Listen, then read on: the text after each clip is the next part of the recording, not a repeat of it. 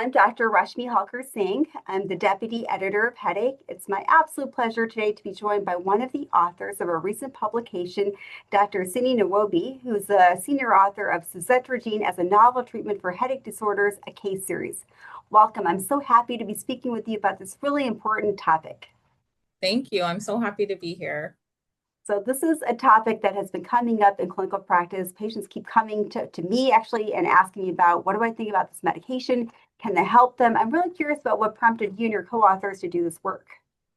Yeah, so we heard about the approval, the FDA approval of this medication, and were, equally excited as a lot of the sort of general, population, as well as the, medical community was excited to have this brand new first in its class, analgesic that's out there. And we thought, whoa, this is a big deal. And we started to wonder and think more deeply about it, given the fact that it's a sodium channel. Is there any utility for this medication in our headache patients? Whether that's generally or even in a specific headache diagnosis. So we thought, this is something we ought to look into more. And it was really kind of organic between all of our providers. We meet regularly. We just started talking about it and we said, maybe we should think about this more. So really it started quite naturally in that way. Sounds like a very similar experience to what happens over in our headache clinic because patients come asking about medications and, it sounds like you all have had that same experience.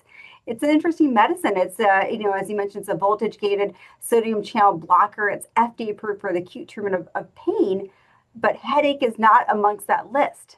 Yes. And and you all shared a whole case series of many different headache indications for which you used it off label and maybe share a little bit of what you found.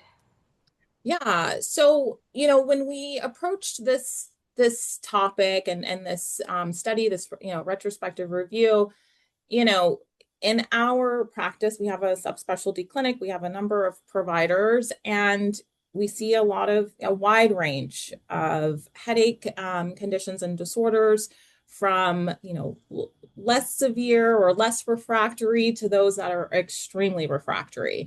And so there's a whole gamut of patients. And we really said, because it is off label, we first said, if we're at a point in some of our patients where nothing is working, we're trying to get relief, this might be a reasonable option, given the fact that it's being used for acute pain. So it might be an option for us, and that's what we really wanted to focus in on. So we said, let's think about patients that have really been refractory. They failed a number of medications. Nothing's really working. Is this something that we can possibly offer? Ideally on a short-term basis and see if it provides any relief. And for a lot of our patients, sometimes just a day of relief, a week of relief, is really important. And so that's what we really wanted to focus on. In this review, we took all comers because it was a new medication. We really didn't isolate it to any one particular headache condition or disorder. So we saw a number of different headache conditions. The most patients had chronic migraine. And then we also saw a number of other conditions such as the trigeminal autonomic cephalalgias, some secondary headaches, medication overuse headaches in our cohort. And overall, what we found is that our patients did well with this medication. The majority of patients showed an improvement. And we use the patient global impression of change to really assess whether or not they felt like they had a positive response to the medication. And so based off of that, again, we saw general improvements across all these different headache disorders and conditions. I think that's so fascinating. I mean, I think there's a couple of things we might be able to speak to about that. Number one, with headache, it is a pain disorder, so there is that aspect to that. Secondly, I love what you said about, many people, we can't define pain for somebody else, right? So a day of relief is important to some people. And so if we're able to give that to someone, I think that's valuable information too. And you used a very patient-centric outcome, which is also very valuable. having said that, what can you make of the fact that this treatment helped such a diverse group of diagnoses? Is there something you can take from that and tie it back to the mechanism, or is this back to that patient-centric approach to care? Yeah, absolutely. I mean, I think it's both, and I'll start first with the mechanism component, which is why it's so exciting, right? So the NAV, no sodium voltage gated channel 1.8 is expressed primarily in the peripheral nervous system. So think about your dorsal root ganglia, your trigeminal ganglia, right? So it's playing a widespread role in sort of pain processing, right? So from that perspective, I think there's from a mechanism, theoretical mechanism standpoint, there's certainly the potential for this medication to be broadly helpful in all pain conditions, and headache is a pain condition. And then if you think more specifically within headache medicine, and we start thinking about what current therapies do we have right now? What are the mechanisms that, those therapies are targeting? A number of our headache medications have sodium modulation as part of their mechanism of action. Now, I don't want to conflate that though, right? Just because, lidocaine or topiramate or valproate, have sodium modulation and they're used for a number of headache treatments doesn't mean it's the sodium modulation that's driving those benefits, those therapeutic benefits, but it's a reasonable hypothesis. And so I think that's what got us even more excited is that, one, we know where this channel is expressed. We know it has an important role in sort of general pain processing. It's in some key areas for us, like the trigeminal ganglion. And then when we think more specifically about headache conditions, it's promising, that we have other medications that have sodium modulation as a mechanism of action. And here we have a sodium channel, there's theoretically some potential there. And I think that's what got us even more excited about this as an option for our patients. Awesome. So, your paper, and you alluded to this right now as well, there are some limitations to this work. It's a retrospective case study and so on. What do you think are some of the bigger limitations that you think are important for anyone who's watching this video to be aware of? Yeah, absolutely. So, I think there's a number of things to think about, when you read this paper. It's very exciting, it's very promising, but as you mentioned, it's off-label, right? So the phase 2 and phase 3 clinical trials for suzetrigine did not include headache, right? So it's bunionectomies, abdominoplasties, non-surgical conditions that are non-specific in the literature.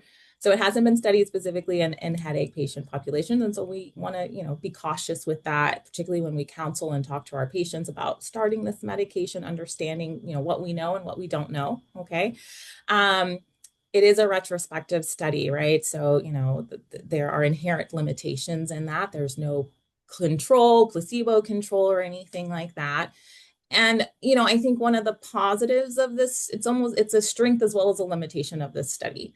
I like that, I think it's striking that a number of headache conditions improved. We had this mix of different headache diagnoses, but at the same time,